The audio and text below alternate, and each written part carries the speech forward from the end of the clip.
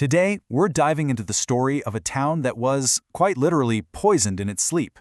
It's a really tough story about corporate negligence and a fight for justice that, believe it or not, is still going on. So, let's get right into it. It all starts like something straight out of a horror movie. Just picture it, an ordinary city, late at night. The streets are quiet, families are all tucked in, totally unaware of the nightmare that's about to unfold.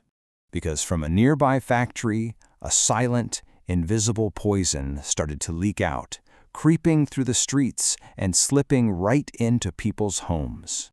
And in the span of just a few hours, thousands of people lost their lives, many before they even had a chance to understand what was happening. So where did this happen? We're talking about Bhopal, India, back in December of 1984. Before all this, it was a bustling, vibrant city, just full of life. But it was also a city living right on the edge of a catastrophe it didn't even know existed.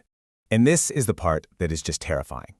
Right in the middle of this packed city, there was a pesticide plant owned by an American company, Union Carbide. Now, to make their product, the plant stored massive amounts of a seriously deadly chemical, and it was just yards away from where thousands of people lived. And to make it all worse, key safety systems, the very things designed to stop a leak, had apparently been shut down, all to save a little money. It was, for all intents and purposes, a ticking time bomb. So, let's get into the night itself and see how this all went so horribly wrong. This is how a single leak turned an entire city into an open-air gas chamber overnight. As you can see here, it all kicked off late at night. A chemical reaction inside a storage tank just spiraled out of control, releasing this huge plume of toxic gas. And the scary part is how fast and how quiet it was. Those safety systems that should have stopped it, they were offline. So within minutes, this invisible cloud was just drifting over entire neighborhoods where people were sound asleep, completely defenseless. People didn't wake up to an alarm clock. They woke up to their own bodies screaming in absolute agony. The gas attacked their eyes, causing this searing pain, even blindness. It filled their lungs, creating a burning sensation so intense it was like they were on fire from the inside out. They were coughing, choking, and then they just couldn't breathe. And this quote just perfectly captures the horrific irony of that night. Your first instinct is to get out, right? Run outside for fresh air. But the air was the poison. So as people poured into the streets panicking, they were actually running deeper into the toxic cloud. Many just collapsed right where they stood. You know, the sunrise didn't end the nightmare. It just lit it up. Let's take a look at what the morning light actually revealed. The city's hospitals were just completely swamped. On the one hand, you had thousands upon thousands of victims flooding in. They ran out of everything: beds, oxygen, basic medicines. And on the other hand, you had the doctors, who were in an impossible situation. They were working like crazy, but they had no idea what they were fighting. Union Carbide hadn't told them what chemicals were in the gas, so they were just treating symptoms, basically guessing. There was no plan, no antidote. It was just pure, utter chaos. And the result of all that chaos?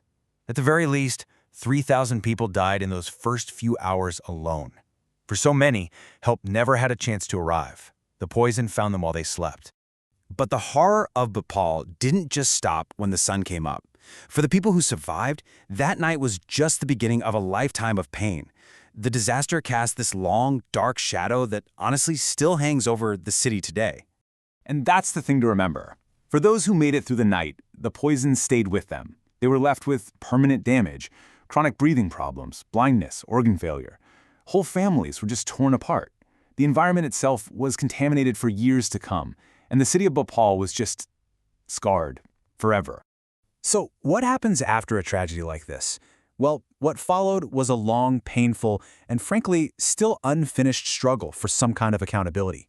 Let's talk about that fight for justice. And this is exactly why that fight is so important. Bhopal became the poster child for corporate negligence. It set this terrifying example of what happens when profits are put before people's lives. And it serves as a stark warning even now. And that leaves all of us with a really critical question. The story of Bhopal is just a brutal lesson, isn't it? A lesson in corporate responsibility, in government oversight, and in the devastating human cost when those things fail. The fight for justice in Bhopal goes on. But the bigger question is for everyone, how do we make sure that this never, ever happens again?